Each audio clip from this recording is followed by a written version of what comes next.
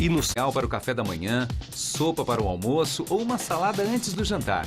É difícil passar o dia sem comer alguma coisa em uma tigela. Se ela for parecida com esta, toda esta comida está sendo servida em uma tigela feita de lama.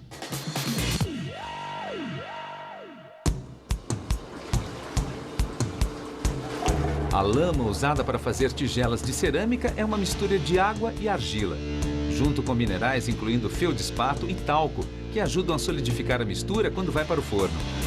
Quando a lama está misturada, ela é colocada em filtros de feltro dentro de um filtro à prensa e prensada para secar. A prensa funciona como um acordeão, espremendo lentamente os filtros para escorrer o excesso de água na pasta. Quando a prensa concluiu sua parte, um funcionário retira uma placa grossa de barro chamada reboco de cada filtro.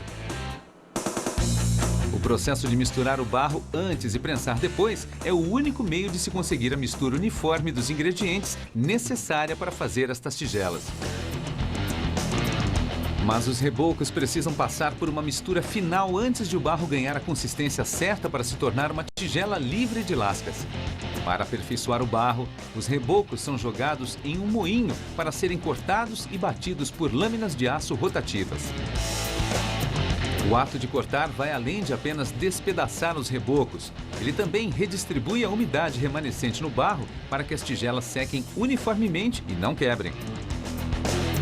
À medida que o barro é cortado, ele é sugado por um aspirador na máquina para estourar bolhas de ar que também poderiam causar rachaduras.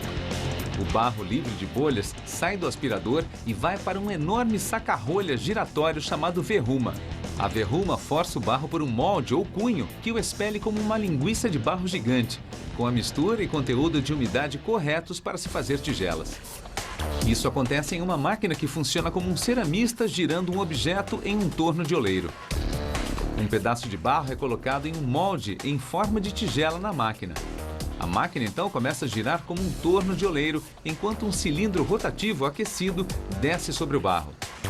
O cilindro faz pressão dentro do barro, enquanto o funcionário borrifa água para mantê-lo lubrificado, para forçar o barro para dentro do molde, formando uma tigela.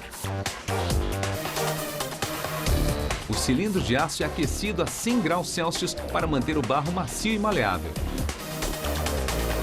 Há inclusive uma raspadeira de aço na lateral da máquina que raspa o barro excedente ao redor do molde para alisar a borda da tigela. Uma visão da máquina trabalhando sem barro no torno. Leva apenas 10 segundos para a máquina transformar um pedaço de barro em uma tigela. Após uma passagem rápida por um soprador de ar quente, o barro está quase seco. Mas a superfície da tigela ainda está meio áspera de toda a usinagem. Então ela gira rapidamente no torno de oleiro, onde é lixada à mão para remover os pontos ásperos. Uma limpeza com uma esponja deixa a superfície super lisa. As tigelas são pulverizadas com esmalte. Parece poroso agora, mas após assar, o esmalte derrete, deixando um acabamento vitrificado impermeável que fortalece o barro em 50%. O revestimento precisa ser raspado do fundo das tigelas para que o esmalte derretido não cole na prateleira do forno. Depois que todas as tigelas são esmaltadas, elas podem entrar no forno. As tigelas esmaltadas são queimadas em um enorme forno a gás aquecido a 1090 graus Celsius. O calor intenso, além de derreter o esmalte, funde os ingredientes no barro para endurecer as tigelas. As tigelas são queimadas por 8 horas e deixadas no forno para esfriar durante a noite. Na manhã seguinte, o forno abre para revelar tigelas prontas, preparadas para o seu cereal matinal ou qualquer outra coisa que queira comer nelas.